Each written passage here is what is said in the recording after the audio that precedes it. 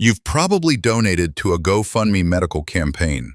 You saw a name, a diagnosis, a photo of someone's kids. You gave what you could. That instinct is good. It is not the problem. Here is the question almost nobody asks. Why did that campaign have to exist in the first place? Americans currently owe over $220 billion in medical debt. 41% of adults have been hit by it. Medical campaigns are GoFundMe's single largest category. Over $7 billion raised in 1 year alone. It looks like generosity. It is actually a symptom. Acts 4:32-35 describes a community that produced something GoFundMe has never produced. No needy persons among them. Not through a platform, through structure. Members sold property from time to time, an ongoing practice. They brought the proceeds and put them at the apostles' feet. Full transparency, then distributed to anyone who had need. This was not a plea to strangers. It was a design system inside a known community built before the crisis arrived.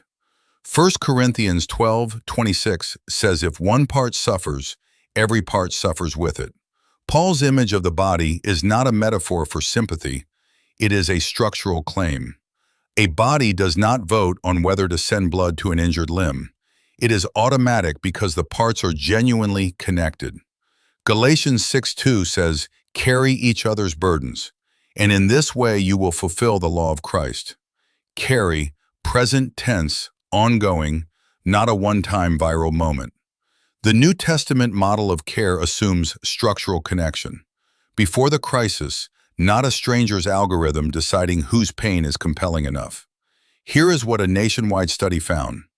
Campaigns in areas with more medical debt raised substantially less money. Only 12% of medical campaigns meet their fundraising goal. 16% get no donations at all. A campaign's success depends almost entirely on the size of your network. The people with the least are reaching the fewest donors. The platform performs worst exactly where the need is greatest. Acts 4 did not depend on how many followers you had. GoFundMe does. Earlier this year, a 40-year-old father of two was diagnosed with stage 3 colorectal cancer. His deductible alone was $10,000. His plan reset when treatment ran past a year. A friend launched a campaign. The goal was $50,000. He died before the campaign closed. His mother then tried to access the funds for his funeral. She couldn't, not without a death certificate first, because she wasn't the named beneficiary. This is not a criticism of the family or the friend who tried to help. It is a picture of a platform substituting for a structure that was supposed to exist. There is a psychological cost most donors never see. Psychologist June Tangney draws a distinction. Guilt is about what you did. Shame is about who you are. Launching a public campaign requires narrating your crisis to strangers, to be believed enough to be helped. When public figures crowdfund, the pattern becomes visible at scale. Generosity and judgment arriving in the same comment section. The Acts 4 community required transparency too.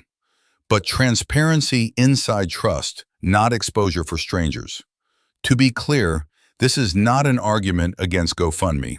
GoFundMe has enabled more than $40 billion of help. That is a genuine good. The givers are not the problem. The problem is what it means that a platform filled the gap first. Here is the correction stated plainly. GoFundMe is not the church's plan B. It is evidence of what happens when Acts 4's structure stops running. The early church built a mechanism, voluntary, repeated, transparent, inside a known community before the crisis hit. When that structure is absent, the gap does not disappear. It gets outsourced to a platform, to algorithms, to whichever campaign gets shared the most. The failure is not that people give through GoFundMe. The failure is that GoFundMe had to become necessary at all. Does your church actually have a benevolent structure? Or only individual instincts to react when a crisis goes public? Most congregations have no answer because it's never been asked. An Acts 4 structure does not require selling property.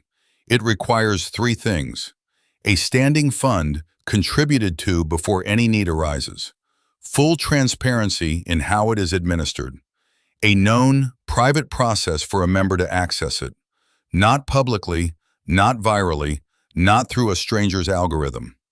EP35's gleaning principle applies here directly. The corner is left before the harvest is counted.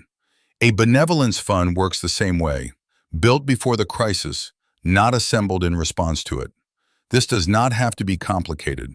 A small percentage of the budget set aside monthly, administered by two trusted people, accessible through a private conversation, not a public post. That is the entire structure. Most churches could build it in a single meeting. The action from this episode is a single question, asked in the right room. Does your church have a standing benevolence fund? Who administers it? How does a member access it privately? If you don't know the answer, that is the answer. Bring the question to a pastor, an elder, a small group leader. Not as a criticism, but as the first domino. The Acts 4 community did not wait for a crisis to build the structure. Neither should we. Next time you see a GoFundMe for someone's medical bills, give if you're able. But also ask the harder question this episode raised. What would it take for your community to need fewer of these? That structure is buildable. It just isn't automatic. The next video is queued up right now.